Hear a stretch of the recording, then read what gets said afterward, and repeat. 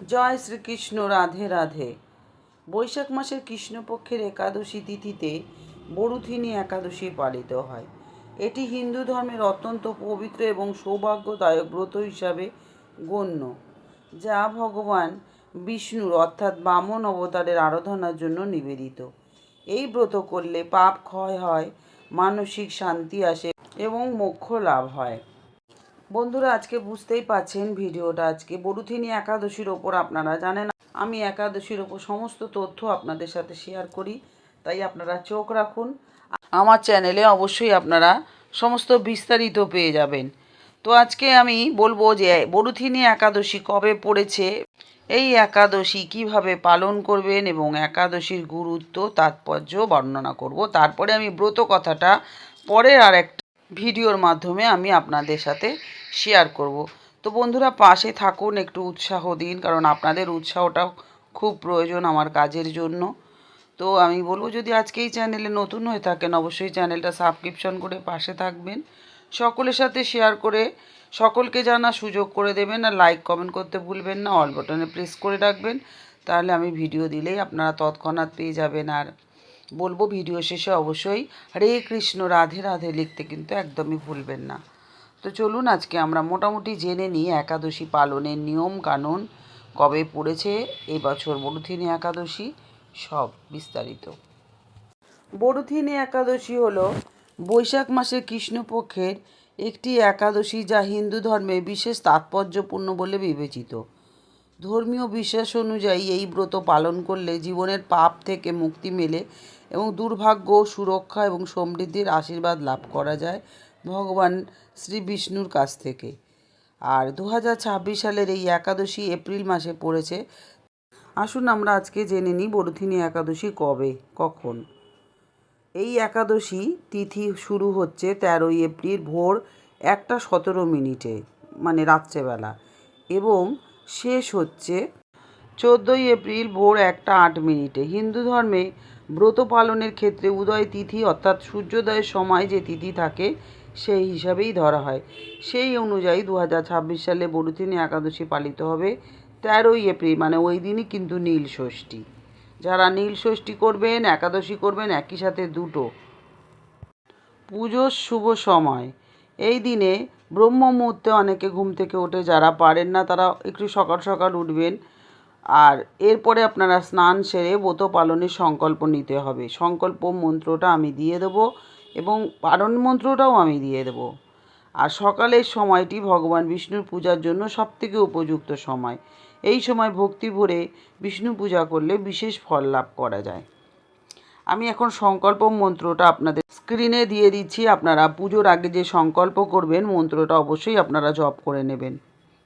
একাদশম নিরাহারম স্থিতা অহম অপরেহনানি ভক্ষামি পুণ্ডরীকাক্ষম শরণম মে ভবাচ্যুত।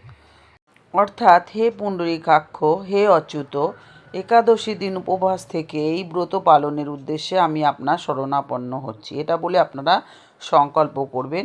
তারপরের দিন পালন করবেন। সেটার মন্ত্র আমি আপনাদেরকে বলেও দিচ্ছি, স্ক্রিনেও দিয়ে দিচ্ছি। পালন মন্ত্রটা হলো ওং অজ্ঞানতিমিরান্ধস্য ব্রতের নান কেশব প্রসিদ্ধ সম্মুখনাথ জ্ঞান ও দৃষ্টি প্রদ ভব। হে কেশব, আমি অজ্ঞানরূপ অন্ধকারে নিমজ্জিত আছি। হে নাথ, এই ব্রত দ্বারা আমার প্রতি প্রসন্ন হয়ে আমাকে জ্ঞান চক্ষু প্রদান করুন। এটা বলে আপনারা পারণ মন্ত্র পাঠ করবেন। করার পর আপনারা ব্রত ভাঙবেন।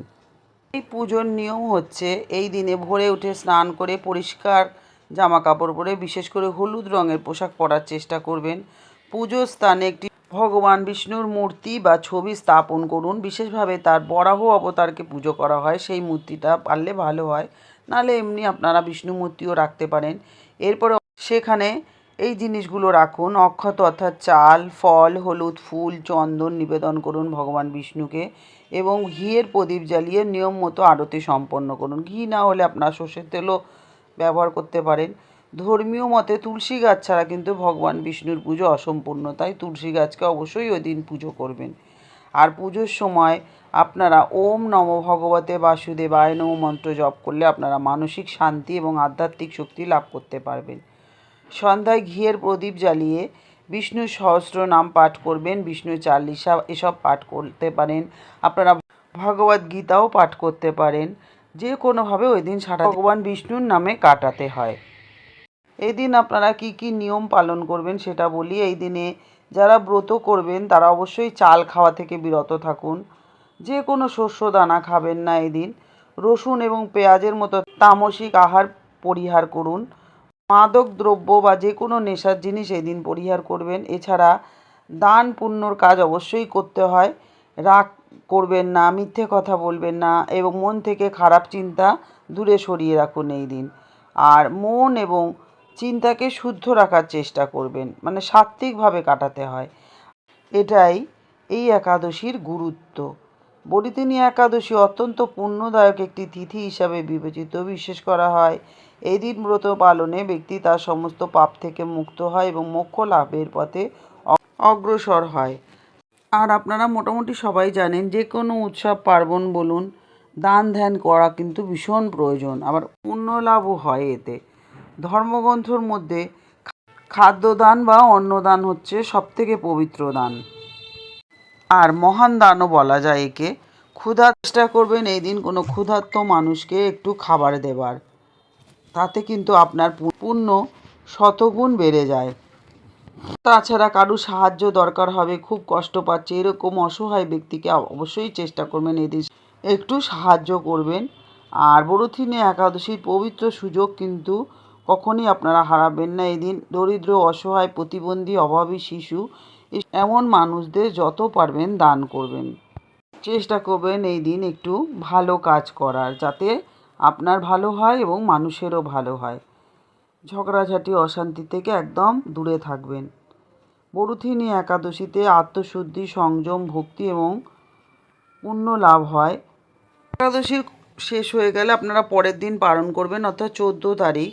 সময়টা আমি বলে দিচ্ছি আপনাদেরকে। সময়টা হচ্ছে পালনের সময় 6টা 57 থেকে শুরু করে আপনারা 8টা 31 অবধি টাইম পাবেন, অর্থাৎ 1 ঘন্টা 33 মিনিট আপনাদের হাতে আছে পালনের সময়। আর এই বড়থিনী একাদশীর প্রভাবে আপনাদের সৌভাগ্য প্রদান হবে, ইহলোকে সুখ ও সমৃদ্ধি পাবেন। তাছাড়াও 10,000 বছর কঠোর তপস্যা বা কুরুক্ষেত্রে সূর্যগ্রহণের সময় স্বর্ণদানের সমান ফল হয় এই একাদশী ব্রত পালনে। এই ব্রত রাজা মান্ধাত্তার এই ব্রতর প্রভাবে স্বর্গে গিয়েছিলেন এবং দেবাদিদেব মহাদেবও কিন্তু এই বড়থিনী একাদশী ব্রত করেছিলেন। তো বন্ধুরা, এই গেল গুরুত্ব এই ব্রতের। আর এই ব্রতের যে মাহাত্ম্য বা ব্রত কথা সেটা আমি পরের ভিডিওতে দিয়ে দেবো আপনাদেরকে, আপনারা অবশ্যই পেয়ে যাবেন।